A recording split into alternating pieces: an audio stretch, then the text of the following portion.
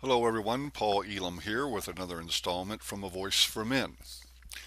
Recent events on Capitol Hill not only provide some significant insight into the severity of misandry in modern American society, but also point to a culture that struggles rather feebly to get a grip on the problem. A struggle highlighted by the fact that the word misandry itself, the hatred or contempt for men and boys, still has to be explained to far too many people who don't know what it means. On February 22nd, Senator Harry Reid stood on the Senate floor and told federal legislators and the American people that passing the new jobs bill was important because, quote, men when they're out of work tend to become abusive, unquote. Of course, he added for the benefit of his female constituents that women aren't as abusive most of the time. The subtext here is clear enough. We don't need to create jobs because American men are suffering from unemployment and are finding it tough to provide security for their families. We need jobs so that those abusers waiting to happen don't take out their frustrations on their wives by beating the crap out of them. If that's the case, perhaps we should just divert VAWA funding to the jobs bill and kill two birds with one stone. Or is that language too violent? Thing is, of course, that this is not the case. Domestic violence is roughly a 50-50 proposition, a now well-known fact that is commonly ignored for the sake of political expedience and bloated government programs. It's a matter not so shocking in our political system. Politicians lie for money and votes, and we've come to expect as much without getting too troubled over it. We do, however, expect that their lies have to have at least a vague resemblance to the truth, and when they don't, we can usually expect the media to check things out and play gotcha for the sake of making their own money. We can expect them to do some truth mining on just about everything politicians say, from bailout money to WMD. Everything, that is, except in the realm of sociosexual politics. The events following Reid's gaffe are quite illuminating.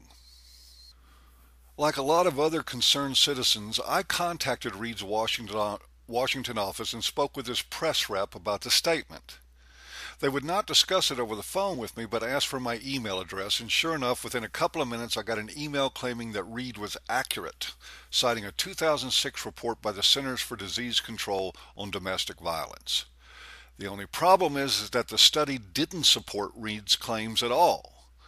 In fact, it contradicts him entirely. I had to run it down for myself because the link they sent me went to a page not found message. I suppose that explains in part why they didn't read it so carefully. Now, while the report asserts that the financial stress or unemployment is one variable in possible predictors of domestic violence, it doesn't claim anywhere that the violence correlates any more to men than it does to women. So Reid's press office is simply waving a piece of paper and saying, we have documentation.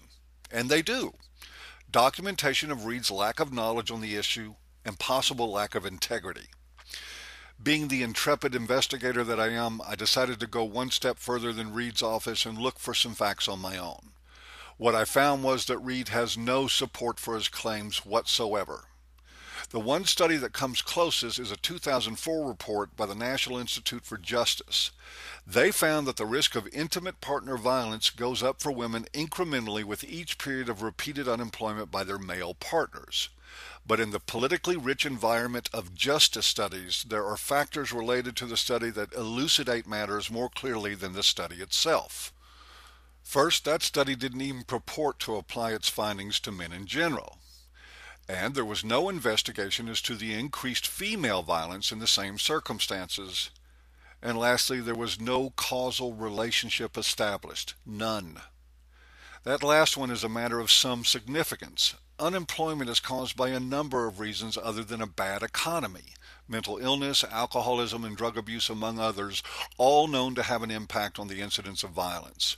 Chronic unemployment, even in a bad economy, is usually indicative of other overarching life difficulties. So attributing it to intimate partner violence without the consideration of other factors is tantamount to offering the following. 1. Almost all heroin addicts went to grade school. Therefore, grade school leads to heroin addiction. That outlandish and myopic conclusion is, scientifically speaking, no less valid at all than Harry Reid's statements. That is why the National Institute for Justice study couldn't, with any credibility, generalize their findings to men. It's the same reason Harry can't either, unless he's just trying to increase his chances for re-election and doesn't care how he gets there. Were Reid the only culprit, this would be a slam dunk for the truth. Unfortunately, this isn't the case. The night after Reid's remarks, CNN gave a nationally televised demonstration of that when they broadcast a fact check on Reid's comments and supported his claims. They did so by waiving the same study by the CDC, which they apparently, like Reid, either didn't read or didn't mind that the study wasn't supportive of his position. Apparently, their research into the matter consisted of a phone call to Reid's press office and retrieving a shop-worn rubber stamp from a correspondent's desk drawer. Also, players in the print media have followed suit as well. In a glaring example of playing fast and loose with headlines, the Las Vegas Sun, who has given Reid glowing editorial endorsement, announces that domestic violence workers find truth in Harry Reid's jobless comments. One might suppose that the Sun assumes readers won't be any more interested in the content of their articles than the average TV viewer is interested in the factual conclusions of a CDC study on domestic violence. For within the body of that article, the truth starts to raise its inconvenient head, making the headline read in retrospect like the shameless snow job that it is. First, a telling quote from the paper from Reid himself. He says in defense of his remarks, "I'm just telling you what two people working in the field say every day. There is no question that people being out of work causes more people to be involved in domestic violence." Hey, now there's the rub. So it's people now, not men, who commit domestic violence. Heck, they don't even commit it, they become involved in it. It's called reshaping the story after the fact. Caught with his political pants down, uttering a bald lie, Reid now joins the enlightened and informed intelligentsia, addressing domestic violence in the oh-so-open-minded gender-neutral terms. And in doing so, he manages quite efficiently to distance himself from his own words and stand on them at the same time. Smart fella, that Harry, at least if you're not paying attention. It would be more forgivable if the media wasn't in such blatant collusion with him. In the CNN report, they switched the language as well, citing that financial stress did result in increased domestic violence, but they pulled back from pinning that on men quite seamlessly when drawing their conclusion. The rest of the Sun article reveals more.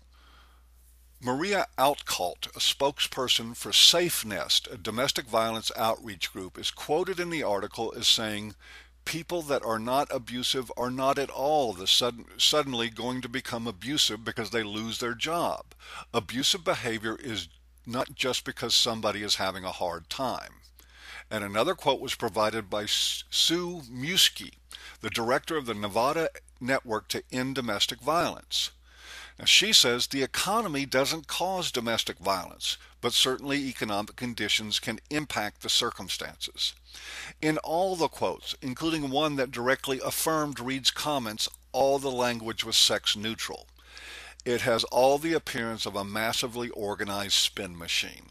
All the quotes either contradict Reid directly or shift the language to avoid his initial stance, supporting him with statements that don't support what he actually said.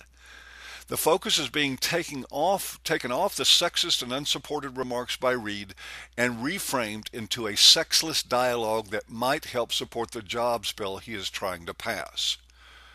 Reid and the media and the domestic violence industry are doing a public relations menage a trois, a graceful and deceptive ballroom fling, counting on the public not to notice that they changed the tune in the middle of the dance. And it may be a desperate last move for Reid. For the first time since taking office, his Senate seat is not secure. He is lagging in polls, and come the next election, he could be out of a job. Perhaps his wife should contact a shelter and make her escape plans now. Okay, that's it for another installment from A Voice for Men. I want to remind everybody and actually inform you that if you wanted to attend the Wagner Conference online for male studies, but are a little bit tight on money, you can send me a message and let me know. I can get you a pass to get in and view the conference for free. It's a must attend for all MRAs, so don't let money get in the way. Just let me know. Well, that's it for now. Hope you've enjoyed, and see you next time.